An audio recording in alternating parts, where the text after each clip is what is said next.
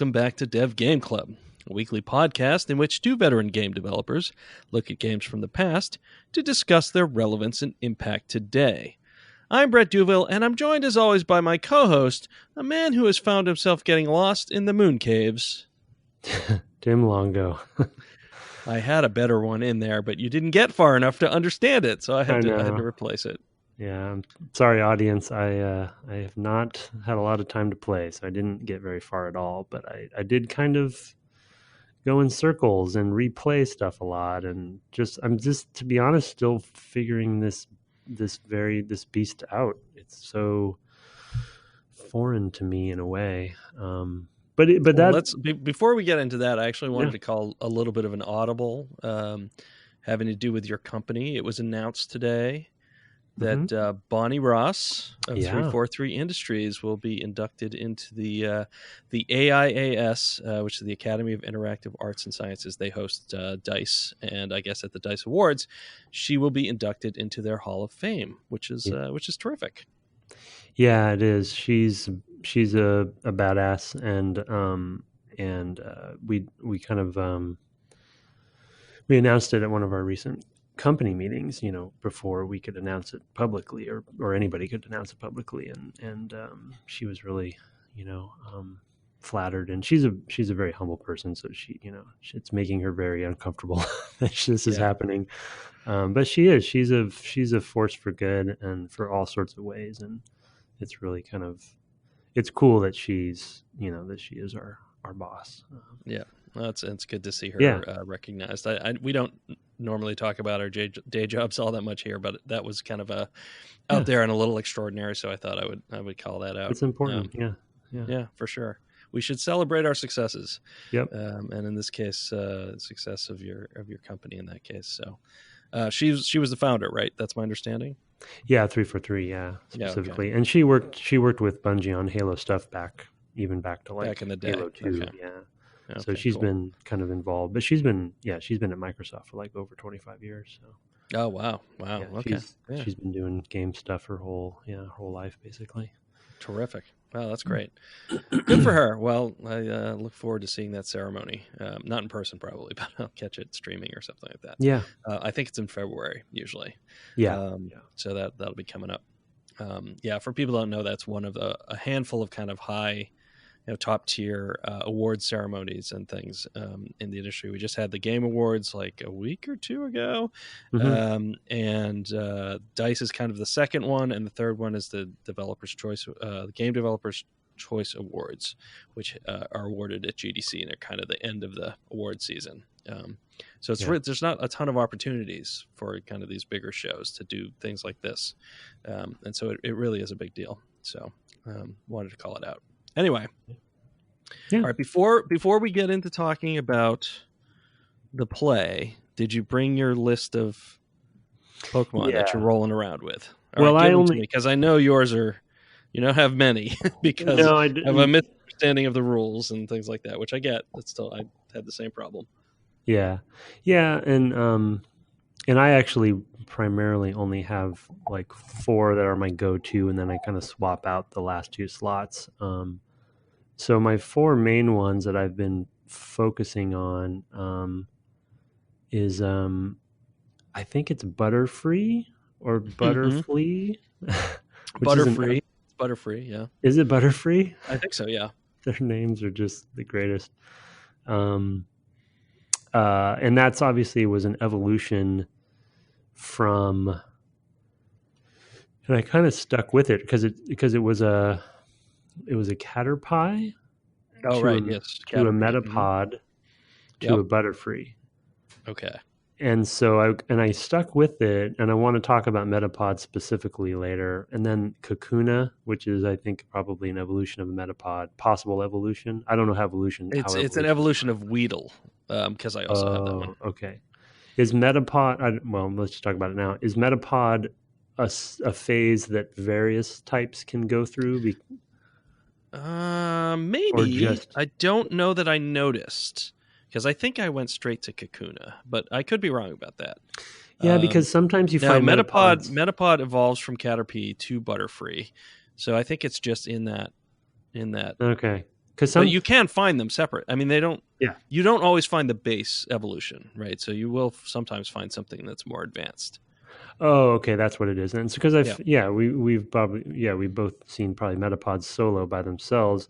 They just don't have the abilities that the Caterpie had. You know what I mean? So they only have the one. If you find them, correct. Yes, I think that's so. It's that's like true, yeah. So that's what confused me, because I would think if it was already evolved, then it would have the second ability, which is a debuff. I forget the name of it, string something. So anyway, I was confused by that. But then also the Kakuna, I think it's Kakuna, right? Has Harden as well, which also the Metapod has. So I just assumed. Oh, interesting. Okay, that's interesting, because I don't know that I have Harden, but I might have swapped it out. No, I don't think I did. Well, I want to talk about Harden specifically. Some of that stuff is a little bit different and weird. So, and it might be because I haven't leveled my Kakuna enough. So that's also a possibility. So there's also that. But then the ones I've found only have Harden. They don't have anything else. Oh, weird. So that's what I want to talk about later as a interesting strategic design. Anyway, this game is fascinating to me with more and more. So I want to talk more about that. So anyway, I kind of stuck with that Metapod because I assumed, because it was sort of cocoon-ish, I assumed it would evolve into something, even though it wasn't really seemed like that good. So I was like, sure. Why do I have this thing? But then when the Butterfree came out, I was super excited that I stuck with it. And then I have Jigglypuff. Oh, okay, cool. I have not caught one of those yet. That's awesome. Which I love, because of the sleep ability.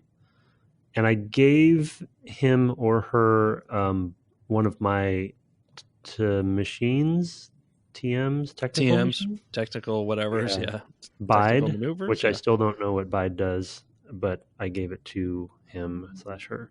Oh, okay, cool. I forgot. I also used Bide on somebody, and it. So what that does is it allows you to absorb damage and then basically return it double.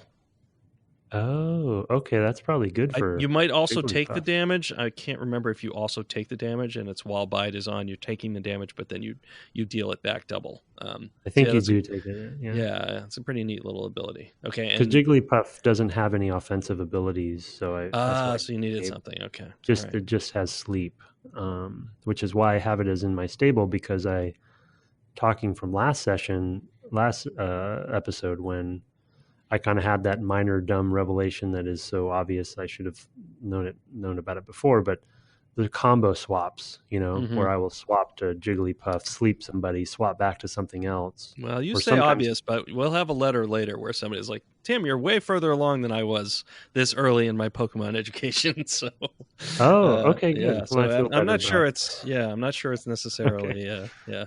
And you just have basically 4 that are kind of your main. Because I've been dabbling with the last 2 slots, and Brett actually revealed something I didn't realize because I skipped that part of the manual, because I figured it was obvious, but I should have read it. That when you I keep those slots open because I want to not miss a new one if I want to capture one, but I didn't realize you could still capture them. They just don't go into your party. They go into the computer directly. Right, which makes no real sense whatsoever, but... No, but that would have been. It's a gameplay help that doesn't make any sense in the fiction. Yeah. But one of the few quality of life things they have in this game. for sure. All right, but that will help me. And then and then Pidgey. Oh, okay. And then obviously Ivysaur, which is my evolved Bulbasaur. Okay, sure. What do you have? I have and where are you level wise? Like 10, 15? Most of them are between 10 and 15, and then my Ivysaur is like 20. Yeah, that would be a little further up. Yeah, sure. Okay. Yeah. All right. I have so my current rotation is a Pidgeot, which is the second evolution, I guess, of Pidgey. It goes Pidgey, Pidgeotto, Pidgeot. My Pidgeot is named Pi, is around 35th level. Holy. Yeah, well, I've played a lot more hours than you have. Yeah. I have a Rattata named Frittata, who's around level 20. I have a Farfetch'd, which was a trade. So I'm actually holding it a bit below 30, because at 30 I won't be able to control it anymore. It's named Ducks, but I didn't get to pick the name. I traded something. Trade. Yeah, It's like a there's a quest. character. There's a character in the world who will trade you. There are several characters actually who will trade you stuff. I don't Okay. know if that's done randomly, because there's one that will trade you a Nidorino for another Nidorino, and I'm like, well, I don't know why I would do that. But whatever. Maybe they have different abilities. Maybe, but all it does really is make you have a creature that you have to be careful not to level too far, because if they get beyond level 30 and you only have the badge to control them up to level 30, they start to not listen to you in combat. Yeah, I did read that in the manual about the badges, which I didn't know, and that's Right. interesting, and that the badges have the sort of progressions. That's all in game actually, which is another nice quality of life, is that you find a person who will tell you what all the badges do. You just have to ask him. Okay. It's a little slow and cumbersome, but he does, because you have to individually select. Anyway, I have a Kakuna who is named Weezer because he was a Weedle, so I named him Weezer. He's around level 10, and he's the one that I put Cut on, which is one of the HMs, whatever those are. Drowsy. Hidden machines. Oh, okay. Drowsy, who is named Opie, which you probably won't get, but who's around level 9, and he has Flash. I had to go specifically find a type that would allow me to put Flash on him, that lets you illuminate a dark place. That's another HM. And then finally, my starter was Charmander, and is now a Charmeleon. Yeah, the fire one. And is named Prince with both the male and the female symbols. And is around level 30. I don't remember exactly, but that was my starter, and that's my current rotation. I haven't had a ton of variants there, but that's what I have right now. Yeah, so, yeah. I have one of the bats, a Zubat in right now, but he's fairly new, so I'm not sure. And I had a Rattata for a while, but I'm trying to, let's see, I think Pidgey is a normal flying. Correct. And Rattata is also a normal. So I was trying to mix up, So I have a bug, I have a grass. I don't know what Jigglypuff is, and then I have a normal flying. I think Jigglypuff might be a normal too. But Jigglypuff's kind of an anomaly, because I have that one for the sleep. Because if you sleep something, you can just capture it right away. Also, it sleeps for multiple rounds. It does. And so I come in, I sleep something with Jigglypuff, and then I swap out, and then I just have each, sometimes one, sometimes multiple, just, pound on the thing while it's asleep. So it's super, super unfair, and I feel crappy about it for the poor. Yeah, I would. We talked a lot about pets last time, and then it kind of dawned on me. Well, so here's the thing, though. I thought about that too, but the thing is that they're pets now, but we didn't domesticate them as pets. We domesticated them as work animals, whether they were protecting our flocks or our crops from wolves, and basically dogs being the first ones. We domesticated them basically for combat, and then we bred them for combat against different types of animals. For example, a rat terrier of a different kind, like a Cairn or a Westie or whatever, is a rat terrier. It's a rodent terrier, right? It's meant to go into holes, and it literally has this thick tail that makes it so you can grab the tail and pull it out of the hole. No, I know. Right? I know. So, one of our dogs is part that, and she has actually caught mice. Of course, that's awesome. Which is super disturbing, but but nice. She's got a little tail, that she's just this stout you can grab little, on. Yep. Yeah. That's fair. Well, so the other thing don't feel too bad about these animals. No, I know. The other thing that I don't know. I guess I was reading the manual because they walk through the first part of it, as a walkthrough, and Oak says, "Don't go into the grass. There are monsters in there, and they're very dangerous." So right off the bat, they never describe them as pets. They describe them as monsters, right? That you can capture and train. but they're super cute. So it's like, you know what I mean? It's like there's definitely weird, some weird, yeah. There's some weird stuff. But anyway, we're overthinking it. This came up on a recent episode of Waypoint Radio, so they talked about the same thing. So. Oh, cool! I missed that one, so I'll have to go back and look. Yeah, those guys, they're great. Definitely some interesting discussion on there every week. So, and several times a week these days. They're more than I can keep up with, but yeah, I love to kind of pick and choose from their discussions. They're pretty terrific. So anyway, all right, so yeah, tell me what's been going on and what kind of has been snagging your brain. Well, I mean, I'll hit a couple sort of subtopics at the same time here and get them over with. And I have a lot. Like, I have more notes for this episode than I've had for any episode for a while. For some reason, they're just the one thing I will say is a blankets. Yeah, that. I'm not surprised. I guess one of the surprises, as I talked about we both talked about last episode, I've bounced off of this franchise multiple times, though I've tried, and I've never really given it a thought or a chance on why that is.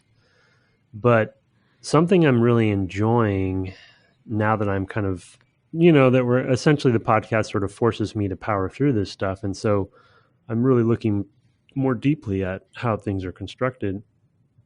And I'm happily surprised at, and it's always a hard thing to figure out how much of it was intentional and how much of it was just a good sense of design that ended up working well together. And the example I'll give that is still I struggle with, because as everyone knows, I'm not a JRPG player, and one of the things that I probably talked about with Final Fantasy IX that always pushes me off is the grind and the random encounter grind specifically, which I was thinking a lot about this while I was playing this last session. If there's one thing that pushes me away from JRPGs, it's that one thing. Yeah. Like, and it may be, to be honest, it may be the only main thing. I hate walking randomly through a place and not knowing what I'm going to get, and just, because it is sort of it is a disincentive for me to explore in a way. If I want to fight on my own terms.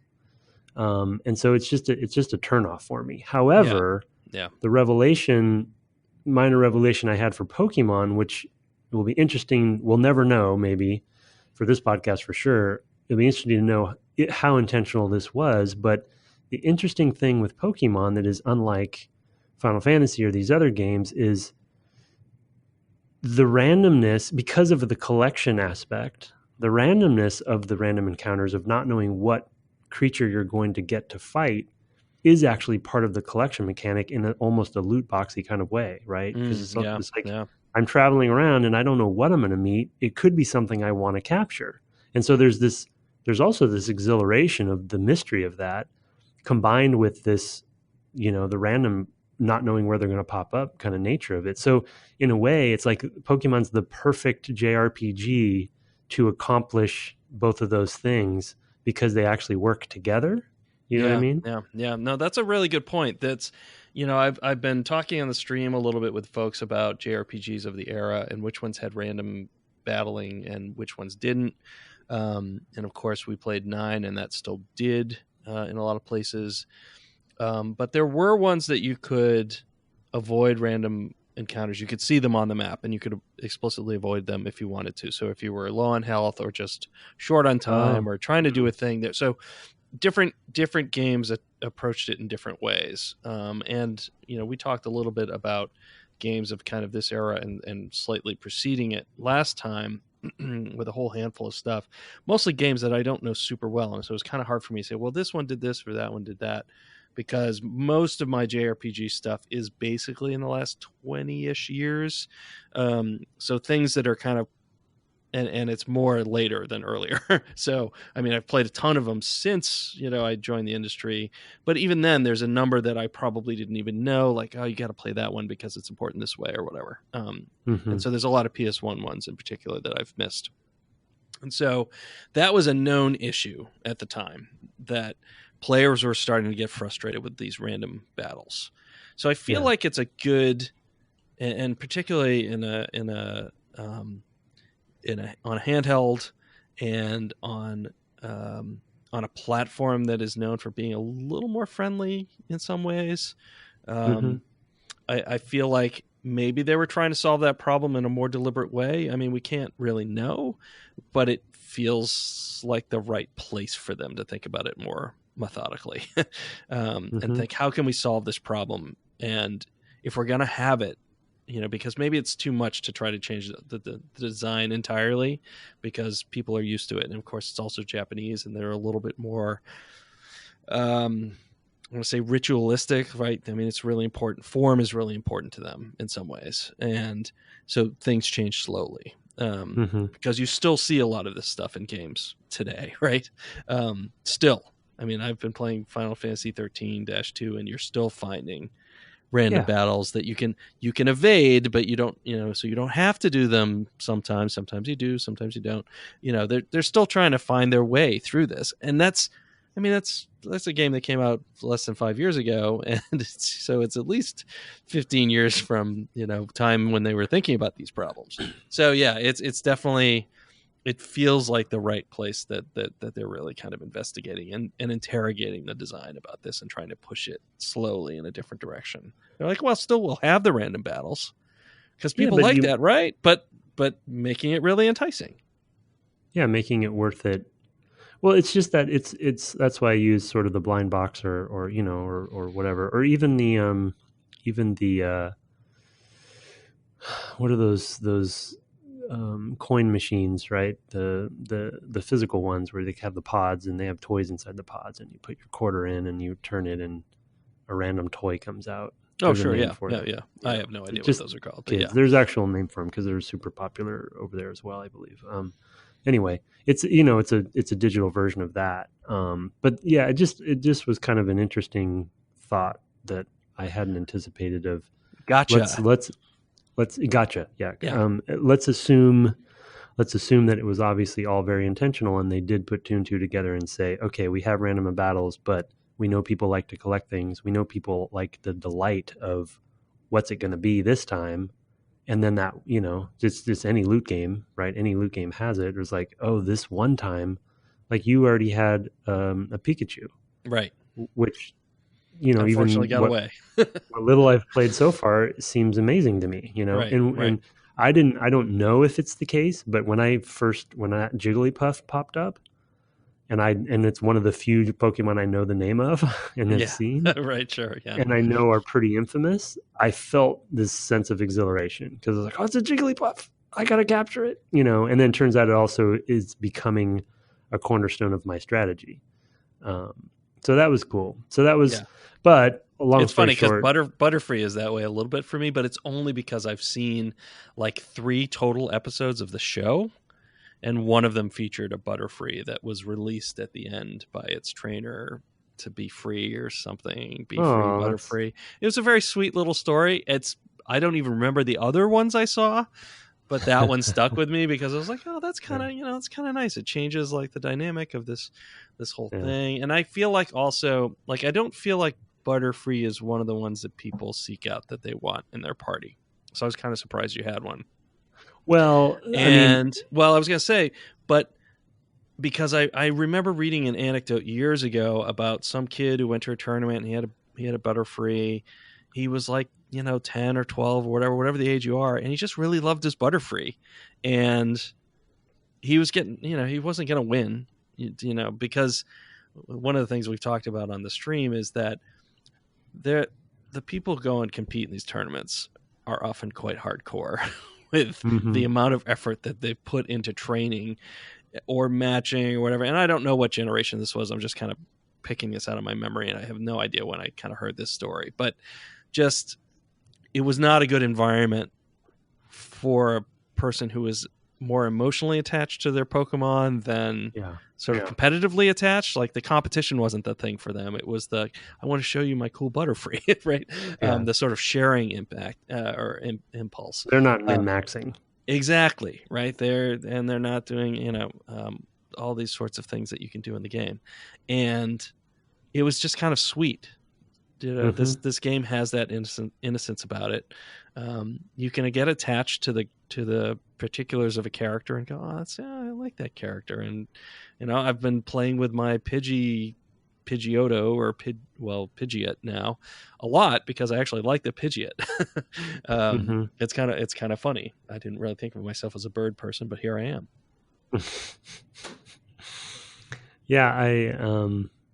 And so that was the reason I brought that overall topic up. And we'll see how the Butterfree does for me. That was kind of that was a different kind of delightful moment because I'm discovering this for the first time as if I were, playing it back in the day. And I had a Metapod that I assumed was going to evolve into something. And I kind of just wanted to see, because it was a Caterpie before, Caterpie. And so I just wanted to see what it was going to evolve into. And of course, it makes sense that this pod turned into a butterfly, but it's actually kind of a cool looking, cool looking Pokemon. Yeah, and so the delight wasn't like in the random encounter chance. The delight was I'm not educated enough. And if I think back, like the other thing I'm trying to deconstruct as we're playing this is like you talked about in the first episode, that this is a phenomenon, right? This franchise has transcended maybe more than almost any other franchise, especially because of Pokemon Go recently. And I'm trying to deconstruct some of that for myself, but also just for the podcast. And there are some core things like the collection aspect, like the characterization of them, like even things like the evolution, right? And the sense, which also, and then, oh my God, there's just so many like meta strategies. I read in the manual that you can interrupt an evolution if you want to. Yes, you can. Yes. Which is like, they tell you about that in the game, actually. I've evolved a couple. Yeah, I've evolved my Pidgey twice, and my Charmander has been evolved to Charmeleon. And there might be one other in there that's, definitely the Weedle got evolved and stuff like that. One of the things I noticed playing is that right around the time Charmander was evolving to Charmeleon, was about to evolve to Charmeleon, I was starting to see the characters were very simple that I was fighting before that, but the battles were cool, and I was seeing a variety of Pokemon. But just as I was about to evolve, I was seeing a variety of evolved Pokemon, and then mine evolved. So it felt very carefully timed. I mean, I might be reading something into that, and I might have just gotten lucky. But it felt like just as I'm getting to the point where mine's going to evolve, I'm starting to see some that I haven't. Like I was seeing some Kakunas instead of Weedles in particular, I remember, because there's a lot of bug catchers that you fight early on. And so I was starting to see these evolved characters. Oh, that's kind of neat. What's that all about? And then mine evolves. It tells you soon after that you meet somebody who will tell you, well, if you want to interrupt an evolution, you can do that. And I was like, oh my God. I mean, why would I do that? There's probably reasons, but you'd have to know a lot more about the game. So, well, that's what I mean. I mean, the fact that they allow that to happen, there must be strategies to it. The other example is the ability makeup. You can remove abilities, you can replace abilities, right? So you can essentially customize individual Pokemon, both in giving them the machine things, but also, in when they gain an ability, if they're full, you get to throw something out. Yeah, I mean, but that is just for this one game. When it comes to 150 Pokemon, That's is explosive. Some deep stuff. That's a lot. That is a lot of. So when you put all that stuff together, you can see the legs, right, of where this kid, a young Tim, is playing this, and you see your first evolution, where this butterfly emerges or whatever, right, and then you see the first choice where you're actually, I have this machine that I can put on anybody. Oh my gosh, that's a hard that seems like an important decision. What do I do? And then I'm run out of slots for my for my abilities list for one Pokemon. And it's like, and then you just multiply that, and then all the types. It's it's baffling. I mean, we often use the shorthand of rock paper scissors, but it's really that 25, type variant, right? Rock paper scissors, Well, sun, supernova, or whatever. I don't know what it's called, but there's one that's like 25, and you're just like, okay, yeah. well, they literally mention rock paper scissors in the manual. Oh, of course they do. They describe it as a rock paper scissors game. Mm-hmm. A bigger one, or I forget what they say exactly. So well, yeah, but what I love about that is sort of the feeling of learning the Pokemon that you have and what they're different.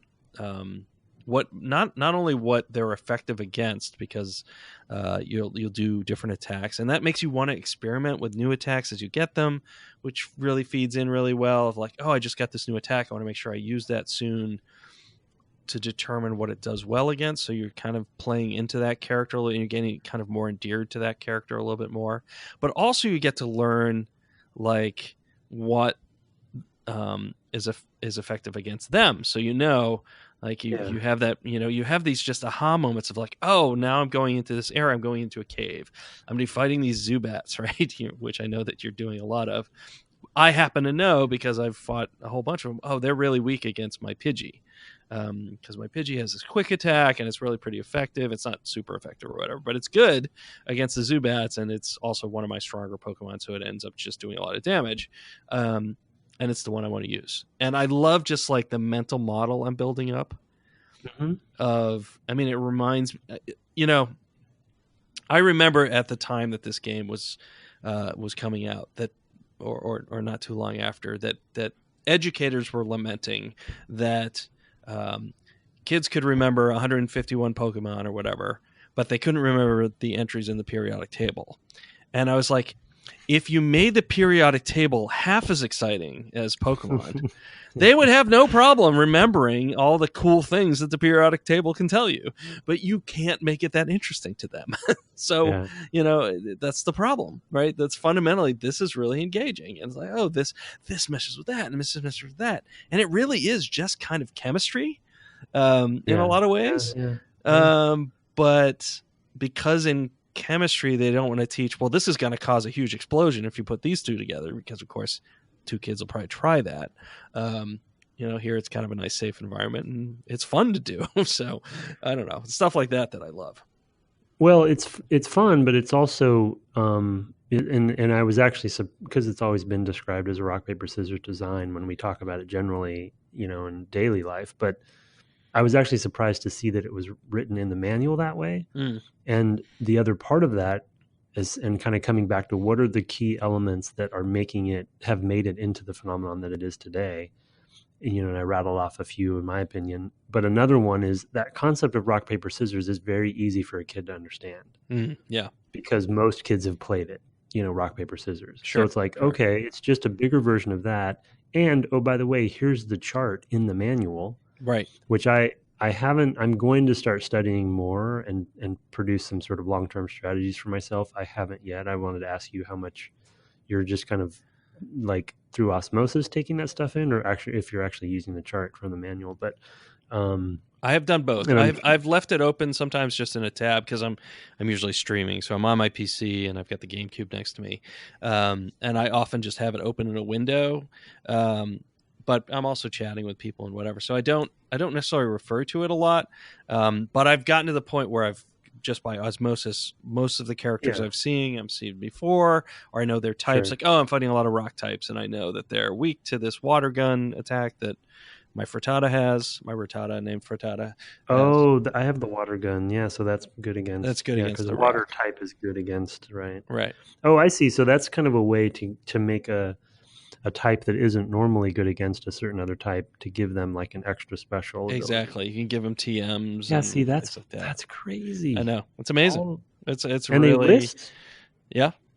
They list a bunch of stuff in the manual too, like all of the different items and machine types and stuff. And that just keeps going. But the other interesting cool thing is that it's such an object-oriented, rules-based system that, it's easy for them, once they establish that chart, that grid, it's easy for them to add in, object-oriented items and things that will augment that because their rules are already there. So Yeah. water's good against rock, and so you just add in a water ability, and it's you don't have to teach the player that again, Right. which is very cool. Yeah.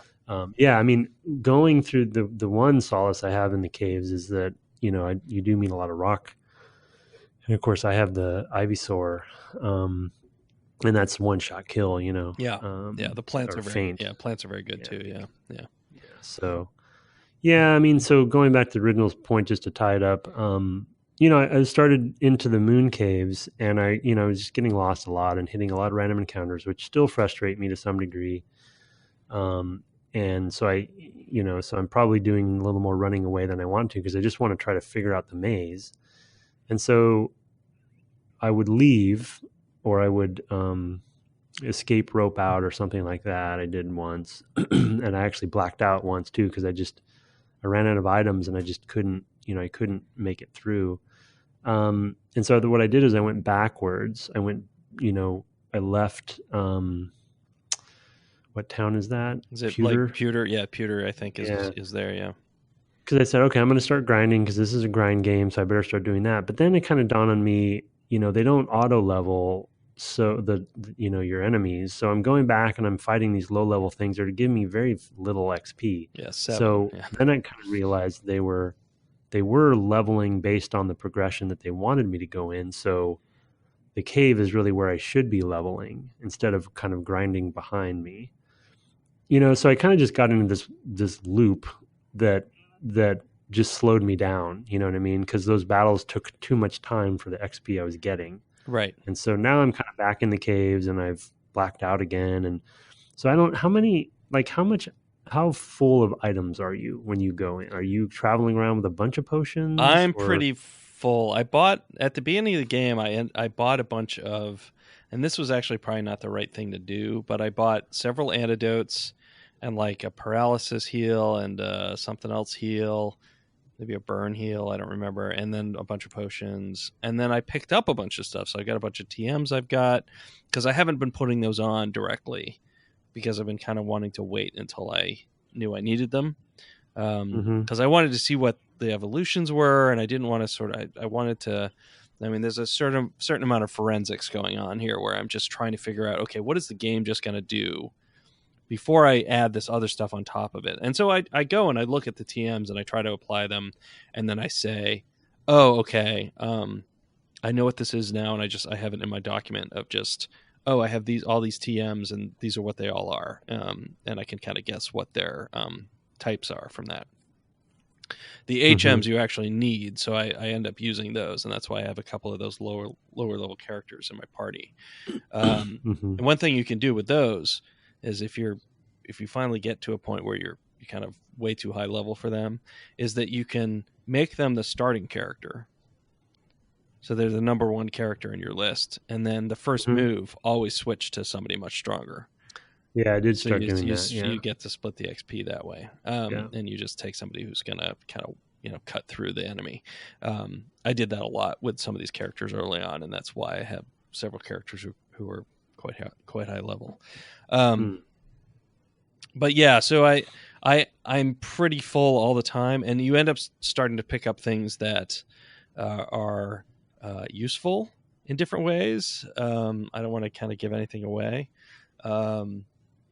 And so you want to have them all the time. So there's a handful of things that I just have all the time. I've gone into a place now in, I think it's what's the name of it? Is it Cerulean City? I don't think that's right. Celadon City? I forget what it's called. It's not Cerulean. It's wherever I ended up last. Celadon City, yeah. And I've gone into this building, and there's a ton of Team Rocket trainers that I'm fighting, and there's a ton of pickups, item drops that are lying around, and I can't pick them up. I'm full up, so I'm gonna have to leave, go to a shop, store a bunch of stuff, and oh wait, you ran out of item space too? Oh yeah. Oh shoot. Yep. Yeah. So, and I was pretty close. at the beginning of the game because I had bought a bunch of stuff that I actually didn't really need. And because I was like, I mean, they kind of explained like, oh, these are your status effects and these are the things that can happen and use these to heal them. So I'm like, well, I'll just buy one of all of those. Right. Yeah, And, I did just the to same have thing. them. Yeah. Yeah. And then like, I and I'll did buy a that, bunch of potions, but then I'd end up finding myself just constantly going back to the Poke Centers or whatever to heal up. So I never wasn't using the potions. They were just there, for when I really needed them. Right. I mean, so. That loop though, that can be long. Yeah, it gets faster. Center. It gets faster later. So I'll just tease that there's an item that you'll be able to get that will help. I guess the sort of the summary there for me is that I feel like I was trying to play through the progression that they were presenting in a linear sense, but I felt ill-equipped. So I tried to grind, but I don't know. It didn't seem like that was what they wanted me to do because that wasn't really that fruitful. Right. Do you know what I mean? Yeah, you want to. I mean, one of the things we need to push through. Yeah, one of the things we talked about on the stream was there's a way in which this game is flowy, even if it's not actually inducing flow in you. You want to be in a place where the challenge and what you have in your party match up pretty well. So that you're getting lots of XP fairly quickly. Yeah. And one way to do that is you go into that moon cave or whatever and just hang around the entrance. You just circle the stairs. You'll get them until you're at a point where it's like, okay, I need to go back and heal. And then just do that and then come back. So that's kind of a better grind as far as that goes. It's just, it's just going to happen every, N steps. Who knows? Some number of steps. Roughly. So you just kind of, I can just circle around here. I mean, not that I did that, but I could see doing that. But I would also, you really need to fill out your party so you've got 6 all the time and things like that. Yeah, that's one error. Yeah, for sure. It's just the, it's sort of with the moon cave, and I know it's not even, that far. But with the moon cave specifically, it's like it seems so long and deep when you get in there. You just don't have many, if they're starting to faint and you're running out of items, you just you're so deep in, there's nothing you can do but try to keep going forward until you black out or something, So an escape rope is just too extreme.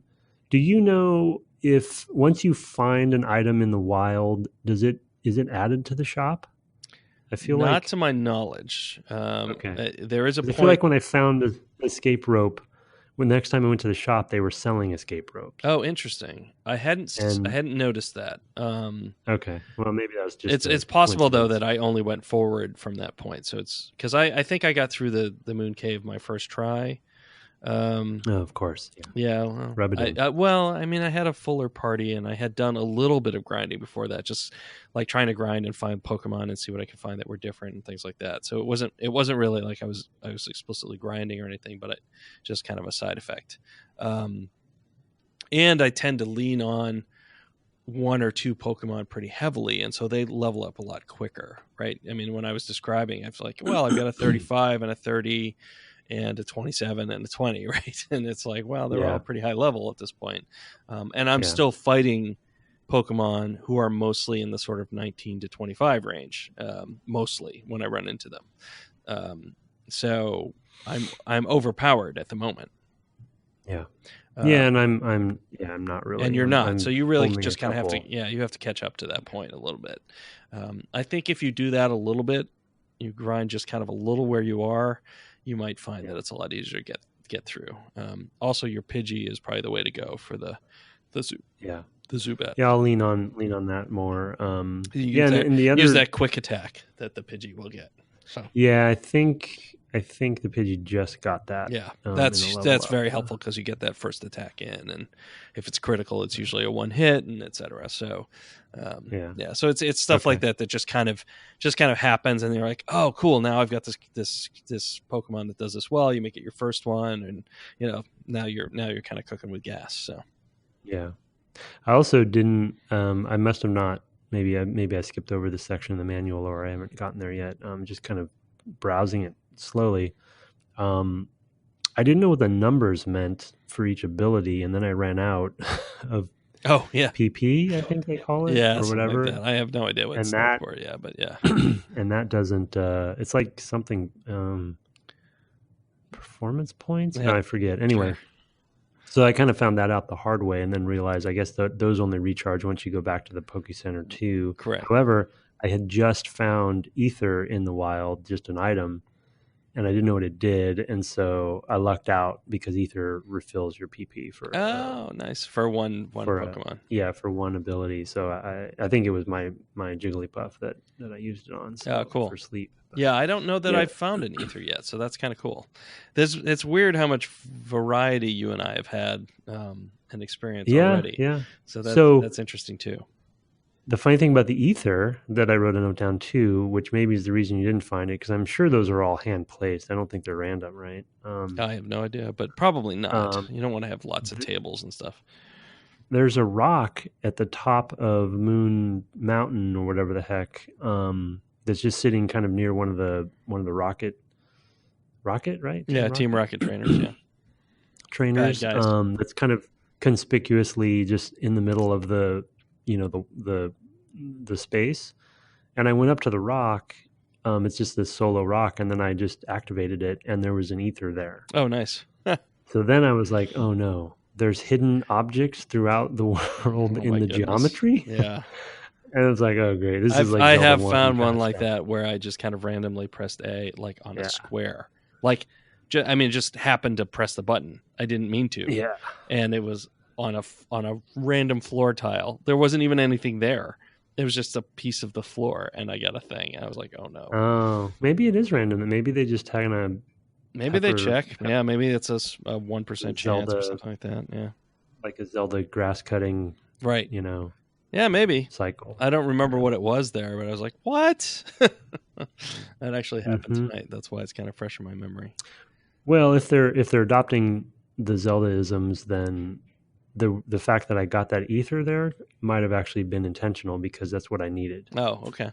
Yeah, it could be. The same way that cutting grass gives you hearts or rupees. Right. Yeah. I know it's despite my frustration with random encounter in general, which is well documented at this point, I am more and more delighted with it though, and the phenomenon of it of just putting those pieces together, whether they were just masterminds and the orchestration of all of those critical things that really hit what people love about just video games in general and putting it into one game. I'm kind of on the fence. I'm slightly on the side of it's pretty brilliant right now because it's pretty interesting. I don't, it'll be interesting to see from a longevity perspective if I just get tired of the repetition of it, and if I can actually get into the strategy, which I think will end up being the depth of the strategy, which I think will end up being the most impactful on me because it does seem so deep, kind of almost in an XCOM kind of way. Yeah. So I'm kind of surprised and delighted by that. So that might keep me going, but just in the elegance of how it's all fits together, it's pretty impressive so far. Even what little I've played. To your point about like the cracking the random encounter nut, which you probably know, but apparently in Pokemon Let's Go, the remake, they're not random encounters. You can see, right? You can see them. You can see the Pokemon. Literally, not even that there's one there, but which one it is. Right.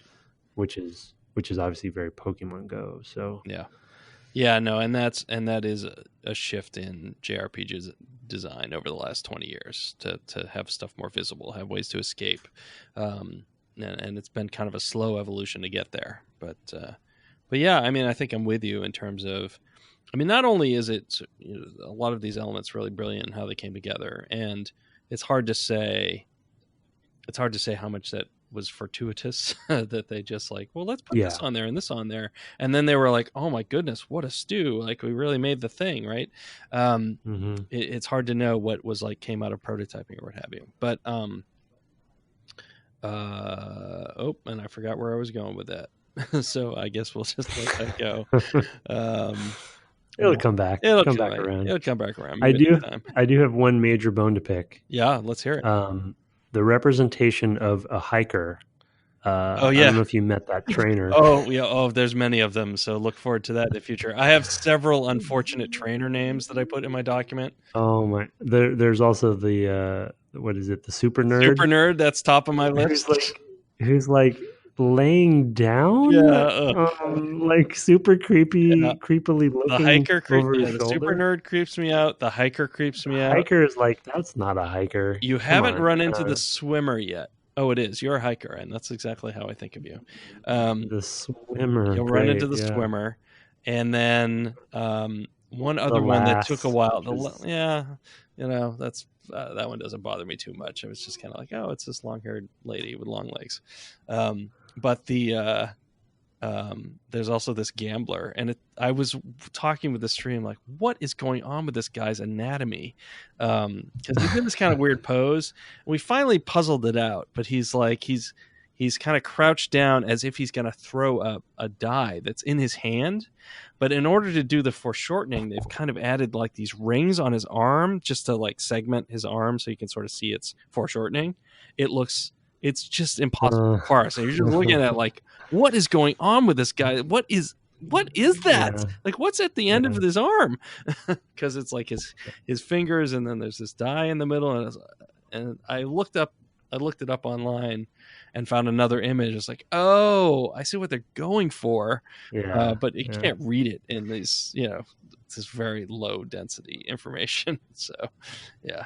I mean, despite some of the borderline weirdness and sometimes offensive aspects of the trainers, it does continue the theme that they have with the Pokemon themselves, is that the game is chock full of just character. It's got a lot of good character to it, and just they're having a lot of fun with both the trainers and the Pokemon themselves, and they often are very memorable. And I'm not saying that isn't the case for, say, a Zelda or something, but it really isn't. I mean, you don't remember many characters from the Zelda games often, because they kind of all they start to blend together a bit. I mean, I think there's a lot more distinction in sort of in Breath of the Wild, but it's also the one I've played the most recently, so it's hard to say. Oh yeah. There's memory. I mean, I think you get more of a sense of what all the characters are about. We were talking about this on my team recently, and it's like all the characters in Breath of the Wild are thirsty for Link. Is what somebody said. And I was like, oh, I guess that's true. There's an awful lot of that in that game. So, but here, yes, there's definitely, and it is partly because they are archetypes. So you run into the hiker, you run into the bug catcher, you're going to run into these characters multiple times. I mean, a lot of that's just a restriction on art. It's reuse, but it's also just pure memory, on the cart. Yeah. Yeah. And it's not going to be every one of them's different. So it's reinforced in a way that it's not, I think, in some of these other games where every character is actually different in a Zelda game. And that way they just kind of blend. They fade away because you don't see them enough.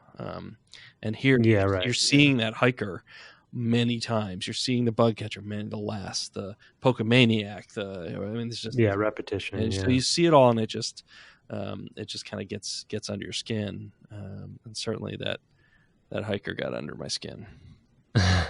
Two additional kind of small brilliant things with the trainers that I like which are maybe a little obvious, but I'll state them anyway. One is trainers are great because you can't capture their Pokemon. They're great introductions of Pokemon. Because they have multiple Pokemon, and they're presenting you with what their collection is, and so you get to kind of preview some that you may not have seen before. So you're like, oh, what is that? I've never even seen that before. Oh, and look what it can do, right? Yeah, and it's sort of tantalizing you because you can't capture those. And then two, after you defeat them, you can talk to them again, and sometimes they tell you something interesting. Yep. And they don't fight you. So it's sort of like they become an NPC as after you're done, and they've also presented you with Pokemon. So they actually and they're leveling you up, and they're also your economy because they're the only place that I know of so far to get money. Right. So that's correct. They are the only place to get money. So they're okay. Yeah. So they're a pure little package of many different mechanics and systems all in one. They're very economical. They're super economical. Yeah, but it's like, it's the whole constraints breed, good design. And part of it is the platform. We talked about the Game Boy too, but the platform is providing those constraints too. And yeah, they had to repeat it, but to your point, with repetition, you have they're more memorable. So I don't know.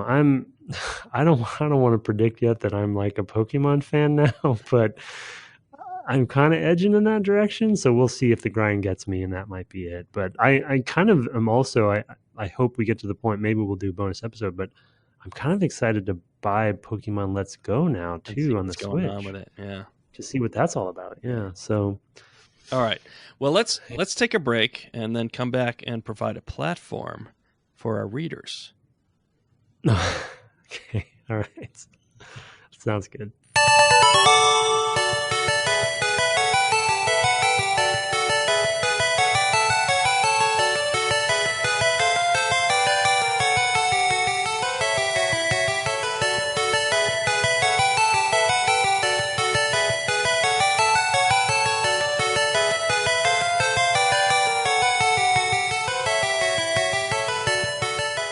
Welcome back from the break. We have reached the feedback segment of the podcast. We have a couple this week that are still a little bit about GTA 3, and then I think we're going to try to put that to bed for good.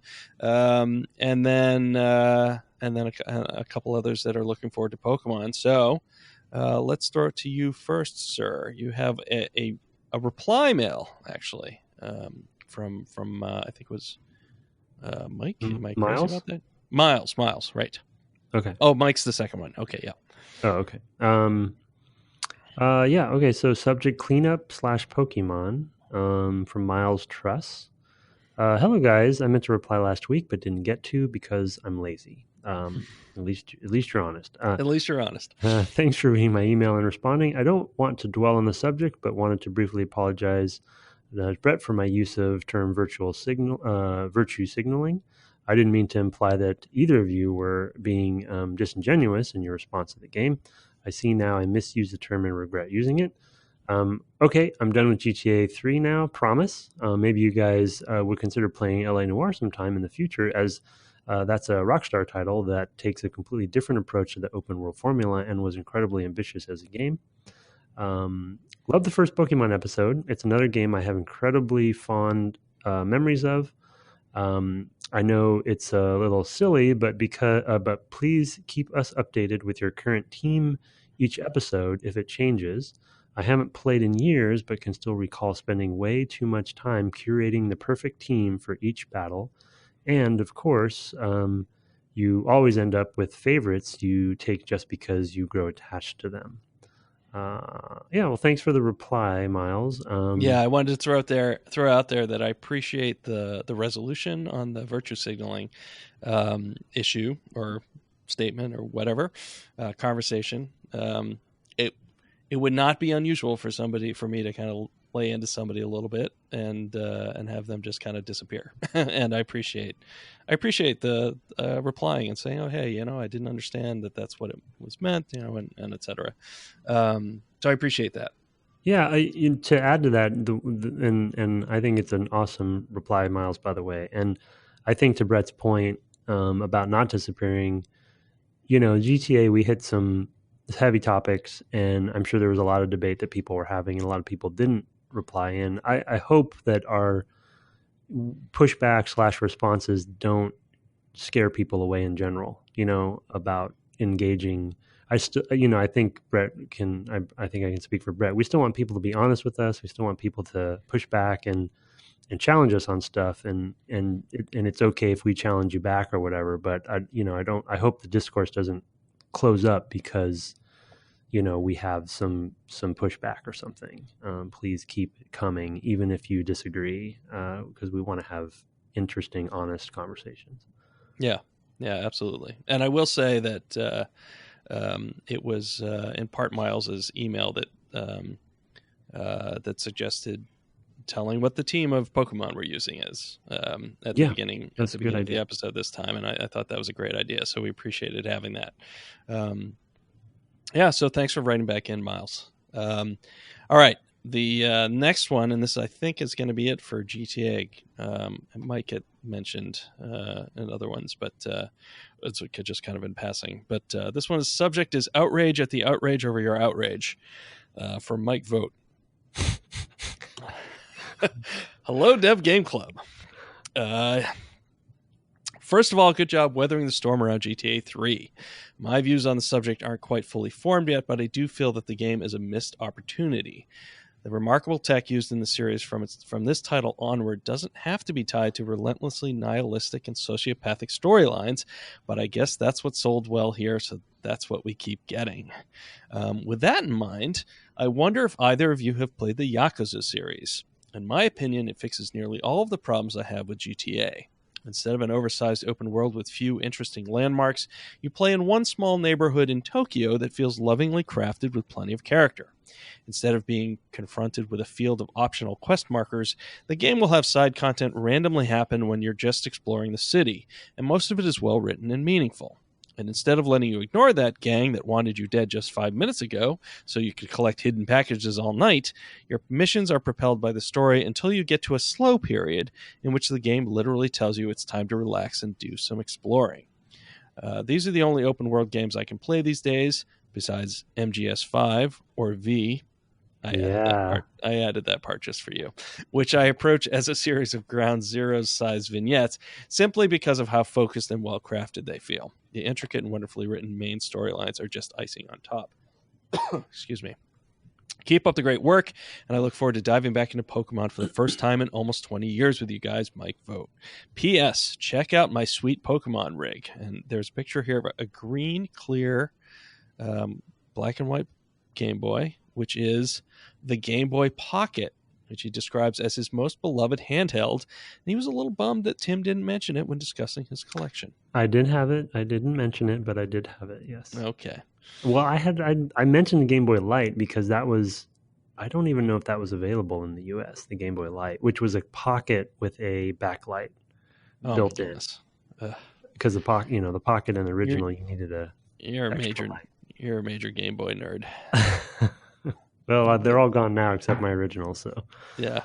As far as Yakuza, I suspect you have not played Yakuza. No, I haven't, but I actually almost brought it up last episode. Or the whatever episode we were kind of closing things down with. A couple ago. I almost brought it up because Giant Bomb has played it, or Giant Beast has played it. Through a couple of them maybe, or one of them. No, it was actually, I think they played multiple ones, and they talked a fair amount about him. Yeah, and it to his point of like a different approach to sort of a modern city setting, but still crime involved, but it sounds like more kind of moral flexibility.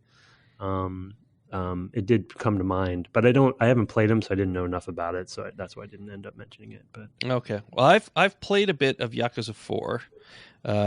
I was loving it. I just was. I have not been able to play games in the last year as much as I'd like, and so I had to set it aside just because I was in too much pain to play with any kind of regularity. I think I was playing it very early this year, and that's when the my repetitive stress injury was at its worst.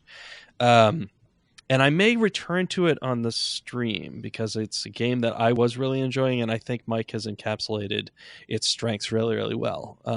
That's a neighborhood I got to know super well. I knew where everything was and how to get everywhere.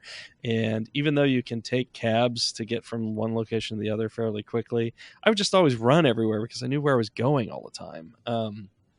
And so it's a strong series. And I know that last year, whatever the Yakuza game was last year, I don't know. I get lost. Zero. There was anyway. I don't know. Was it Zero? It might have been Zero. It might have been Zero last year. That was a really big popular one last year, or Six. It might have been 6 too. I don't know. But it was one of those games that was surprisingly in conversation with Game of the Year type stuff. In a lot of sort of my critical circles. A series that I agree has some real strengths to it. The characters are really well developed. You get a lot of storylines that also feel borrowed from film, but I guess because I'm not as well versed in those films, it doesn't feel cliched, but it's still recognizable. So there's a lot to love about the Yakuza series. So I'm glad you pointed that out. So thanks, Mike. Let's throw it over to you, sir. Pokemon games is a subject from Chris Chiamabien. Tim Meetson. Damn it. That's the double S. I know. He's written it before. I always give him to you. I'm sure he has, and as everyone knows, I don't remember anything or anybody, so I apologize. It's not personal. Don't take it. I don't ask my team. I remember very little. Makes it interesting for them. Hi guys, I was trying to play along with you on MGS, but couldn't get the emulator to run properly on my laptop, so I quote just listened joyfully to your playthrough. But when I heard that you're going to play Pokemon, I want to try again to play along. The only problem were my missing Game Boy and the fact that I only found my gold cartridge and wasn't sure if the battery let me save after all these years. I ended up borrowing an old Game Boy from the company I'm working for right now. That's awesome, and start to catch them all. But after the first save, a couple minutes in, I tried to load the save file and had to start all over again. Of course, the battery was dead, so I had to try to change it. Fortunately, it worked, and I could start playing again. Whoa, he's committed. Yep. Yes, I'm playing the wrong version, but I have my joyful memories of playing the Pokemon games back then. And if I remember correctly, the gold version isn't much different, but with more monsters to catch and another world map. Another world map? Compared to Red and Blue, I've also played back then. I don't know if I'll get through the game in time for your playthrough, but I'm enjoying it, and I already played the first game along with you. Keep up the awesome work, and best regards, Chris. Wow. Yeah, so I mean, there's the thing in there that I thought was really interesting, of course, is game preservation, because one of the things we run into all the time is like, well, I had to order a cart, right, that somebody had said they had changed the battery in, and I was like, well, I hope that turns out to be true, because I don't know if I'm going to spend the time to do that. Turned out it was fine. I mean, I paid more than the thing probably cost when it came out, but that, whatever. But that's a real issue, is that, of course, a lot of these games are in the hands of the corporations, and if they don't care to keep them up, they're just gone. It's a business, not, they're not in the business of preservation. So right. They make decisions based on that business, not on what's right for the medium. And they often, even worse, they often fight preservation efforts. And that's super frustrating. Or in the PS Classics case, right? They do a bad job of apparently of preservation of it, so it's like not even a good preservation. Yeah, it's pretty flat. I mean, there've been, on the bright side, there have been a couple this past year that there's like a Sega Classics that was on the Switch, and there was the SNK 40th anniversary edition that have been bright spots that I think, and I hope that if people really care about that sort of stuff, that they go out and support it, because that will tell publishers, of course, hopefully that the word will get around that, oh, that did really well for us, because people really wanted to come and get those. I hadn't realized there was an SNK collection out, and I saw that. I was like, oh, there's a few in there that I would like to actually have good versions of. Partly because of the cast. I think a lot about these things more than I probably did before. It kind of puts the focus on when we go to play a game. It's like, oh, we can't really play that one because it's not available. No One Lives Forever, for example. Oh, we'd love to play that game. Yep, can't buy it, can't legally play it, and we don't want to support the other thing, which is basically stealing. That's too loaded a term, but not owning something, sort of having purchased it in a kind of normal channels way. It's a little grayer when companies no longer support it. I just don't know how to feel, but yeah. Anyway. I will say that the podcast has given me an excuse that I've always been looking for, and I've shouted out Pink Gorilla before, which is a small chain in Pacific Northwest that is retro gaming used games from from the past, and they have 2 stores. I think 2, maybe they may have more in Seattle. And so, I always would go into those stores and kind of browse and stuff. But now, actually, for the most part, almost a lot of what we've played for the podcast, if it's on an older cart, I've been trying to play it on its original platform as it was intended, and I would go to Pink Gorilla and buy the original. I didn't do that with GTA, but and I didn't do it in this case because it was on Virtual Console. The one thing I will note is I think the Virtual Console version of Pokemon is pretty good. And I think I mentioned it in the first episode. It is the original black and white version. Right. It's not the color Game Boy, emulation, and it also does not. So the color Game Boy emulation isn't actually emulated. It's just running, and they recognize the cart and they color it. Yeah, right. It's just taking grayscale and turning just it into it's color. just taking the 4 value grayscale and interpreting it a little bit differently. So it's not really it's not really emulated. So it's kind of this weird gray area what it's doing, which is it's the actual same exact game. Yeah, right? Yes. There are no differences, right? No, it's the exact same game. Yeah, I mean it's running off the cart. So yeah, they're just doing a trick. They're doing something. Yeah. Oh, it's sort of like what the Xbox One X is doing, or the Xbox One and Xbox One X is now doing with backwards compatibility. Some of those games are enhanced for Xbox One. Right. And it's sort of the same thing, is that they've identified something and have been able to say, oh, I can. Yeah, I don't. Yeah, I would. As far as I can tell, it's all magic. I would hesitate to know actually how they're doing it because I'm not an emulation expert by any means. But yeah, I mean, it's. I'm playing the same game. It just happens to be slightly prettier, very slightly. Well, in a similar vein, as looking for excuses to get things I don't need, when we start playing something that's on either the classic NES or the classic NES, I probably will try to seek those out, even though they just announced they're not going to be making any more, which I'll believe that when I see it. Just because those I feel like were good, successful, kind of like nostalgic. And they have some games on there that we probably will play eventually. But the Virtual Console emulation of this is quite good, and as opposed to other Virtual Console stuff, they actually did not add in any extra features like save states or something like that. So what I'm playing, and I kind of wish they had, but they didn't. So what I'm playing is literally, there's no extra features. So it's literally like I'm playing on the old one. So yeah. Even though I have my original Game Boy, I could have played that way for sure. Yeah. All right. I have one here from Zimmy Finger, who's written in before. Thanks, Zimmy, for writing again. It's, hey, guys. So, Tim, you're picking up way more than I did. My only combat strategy was attack. And my primary enjoyment was watching that little Pokeball click and exploring the world on my bike. One day I decided to really look into Pokemon, and like most RPGs, I was horrified. An example for Red and Blue. Each Pokemon you fight gives you a hidden number. This then affects how many points you get for each stat on level up. I was wondering if you guys could maybe offer input on why RPGs tend to have this level of hidden complexity, and how often do you think it changes the player's experience in a significant way? P.S. Tim, I'm a portable guy myself. I remember getting a DS and thinking it was magic. And then I got a PSP, and till this day, I won't shut up about it. So there you go. Thanks, Zimmy. Yeah, oh man, RPG. So neither one of us have worked on an RPG. So it makes it a little trickier. Yeah.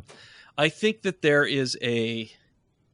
Yeah, I mean, I have some, yeah. Yeah, go ahead. Well, I mean, I think in this game's case specifically, but I think it is also the case, especially in other RPGs, and I bet in JRPGs as well, is to create a sense of variations and some of that essentially sort of a similar sort of paradigm as loot in general. This because the Pokemon in a way are both units as well as loot. Yeah. And so they want some of that variation, the same way that a Diablo weapon can drop with random stats on it. Yeah. You kind of want to know what that, you want to see, what stats did I get this time? And it's probably a nuance they should have explained better in this particular game, that it actually existed, that there is a hidden number. But if you're observant over time, probably some players might have noticed. Yeah, I mean, I think there's also just the opportunity to go, whoa, did you see that? Like, to not notice that most of the time it's 2 or 3 or whatever, some low number, and then it's, oh my god, that was 5, right? So it's just rarely. The issue is based on implementation of, are there players who never see that? Do players not notice that because you never explain it to them, right? There's definitely risks in that approach. Oh yeah. But at the time, I think it was not uncommon to just, we'll just throw a little randomness in here. And we do see that in RPG design. I mean, still to this day, right? You don't know exactly how many hit points a thing's going to have. And it's a way to make it, to fake it. It's a fake way to make it feel more dynamic than it really is. Yeah, it's a smoke and mirrors. I mean, we talk about all the time how game development is smoke and mirrors, design is smoke and mirrors. You're hoping that the player is going to bring something to it with their brain, that they're going to see some pattern that you didn't actually put in there, and it's going to enrich the experience for them. And I think that that's where things like this come from.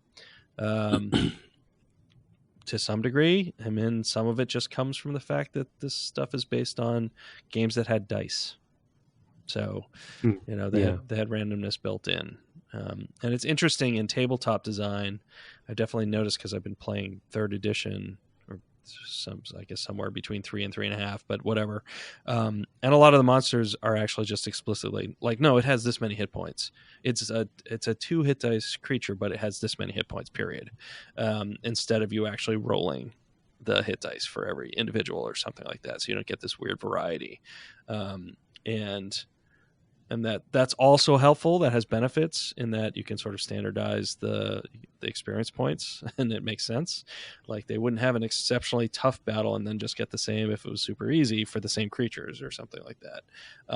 But it does take kind of that weirdness. There's also no surprises. Exactly. You don't have that one random lizard man who ended up with getting max on his hit dice, and who just happens to be tougher. So they kind of figure out as they're playing, these things have 11 hit points or whatever, whatever the number is. And I bet the same goes probably for the enemy Pokemon, because as is probably obvious, they hide the actual numeric right hit point amount. Yeah. It's just a bar, and so they can hide stuff behind that, so it feels more dramatic sometimes when you get a crit, because maybe that Pokemon had less health or something, So it kind of mixes it up. They're trying to create some of the randomness of the real world, but put it in statistics. Yeah. All right. That's a good question, though. Yeah, no, it's a great question. It's terrific, sort of where this stuff comes from and why you would do it. But it is, I think when you look behind the scenes of some of these things, you go, oh my God, like, how was I supposed to know that? And the answer is, you're not really supposed to know that. You're not supposed to make decisions based on that necessarily. It's more just, you might pick up on, you're supposed to get some excitement from the variation, whether you even know that the variation is there. It's supposed to nonetheless lead to some excitement, I think, is really the underlying goal. Yeah. So also, don't forget, like, when this game came out, and the games of this time, like, the analysis of what actually was happening was, internet wasn't at the same place, and the obsession wasn't there yet, and so people, especially the Pokemon games, they probably dissected them in every single way possible by now. Yeah. And so all the mysteries are revealed, when really, to Brett's point, they probably were never really intended to be. But anyway, yeah. All right, last one. Speaking of randomness, one note that I put on that I forgot to mention, that the manual actually says, is that, I guess this is related to what you were saying last week, but there is rare Pokemon only show up once. It says in the manual. And if you don't trap them, they will not show up again. So maybe we'll never get a Pikachu.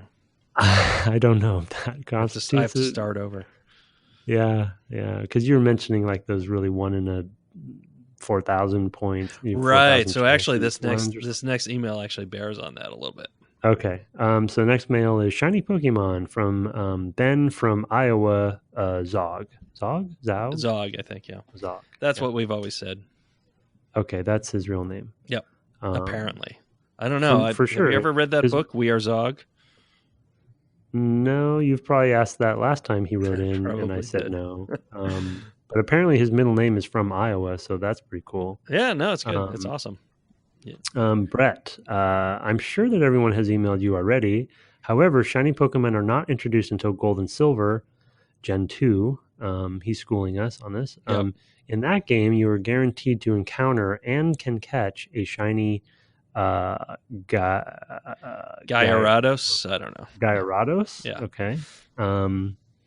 Also, level 5 by Pewter City is a lot of grinding. Level 25. 25, sorry. Level 25 by Pewter City is a lot of grinding. Are you only using Charmander, or was your whole team around this level? Ben from Iowa. So I let Tim read this one so I could cop to not quite grokking everything people were telling me in the stream about the shinies. So I didn't realize they weren't even in this one, although that makes sense. And I guess I didn't realize Gold and Silver were based on Blue and Red as well, but yeah. Well, they're similar. I mean, a lot of them follow a very similar pattern. So you kind of, so it's not really that they're exactly, directly. Yeah.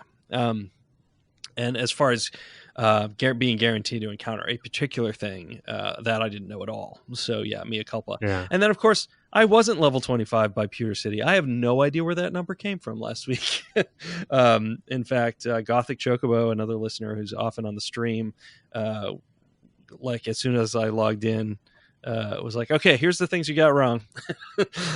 You were level 14 and this and that and the other thing. So he cleared me right up. Yeah. So awesome. Yeah, Mia.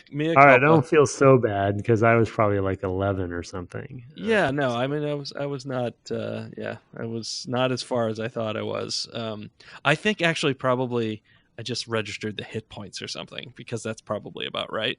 So who knows? Right. It's just like, oh, it's one of those numbers over there on the right. I know, heresy. But effectively, what's the difference? It's one number or the other. Anyway, yeah, but thank you for the corrections, Ben. Yeah. You can send all of your corrections, comments, questions, etc.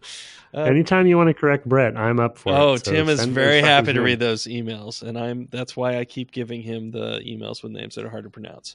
But anyway, you can send those to devgameclub@gmail.com. We didn't have any singing reviews or regular reviews this week, but of course we love to get those through the Apple podcast ecosystem. That really helps us reach out and find those new listeners. So, and that helps us keep doing what we do. We like to see numbers go up. We play games. We like to see numbers go up, like how many downloads and things. So yeah, if you can help us out with that, if you haven't in the past, if you have, thanks so much. I don't say that enough, but we appreciate each and every review. So next time we have a couple of weeks because our next show will be our end of the year review. We're kind of talk about sort of some highlights of the past year, particular lessons learned and those sorts of things we've done the last couple of years. You can go and find those in the show archives at devgameclub.com. After that, we will continue with Pokemon to get 7 badges. And I know you're thinking I don't need no stinking badges, but Tim, you got to get those badges. Yeah, right. Good luck with that. Well, I already have 3, so start catching up. Oh, yeah. Okay. Well, no, I know I'm way behind. Yeah. And I didn't realize the badges actually had not only like sort of progression aspects because of the level of Pokemon, but also they have some additional like abilities or something. Right? They do. They're in the manual where they say like you get certain perks or something. You do. Some of them give you abilities. Some of them allow you to control traded Pokemon of higher levels, which is actually an issue for me, but hasn't been an issue for you, I don't think yet, because I have one that I've been holding back from getting up to its level where it starts to buck my instructions. So there's some interesting wrinkles in there. I'm sure we'll have a lot more to talk about, but that's what we'll be doing for next time. In the meantime, for those of you who are off traveling, hey, be safe out there. It's the holidays. A lot of people are traveling. I know I've got some folks in the stream who are talking about how they're going to be traveling, and I hope you're listening to us and enjoying this along the way. And happy holidays. We will, of course, be back next week with that. If you're not traveling, then have fun playing games this week, and we'll see you next time. Good night. Good night.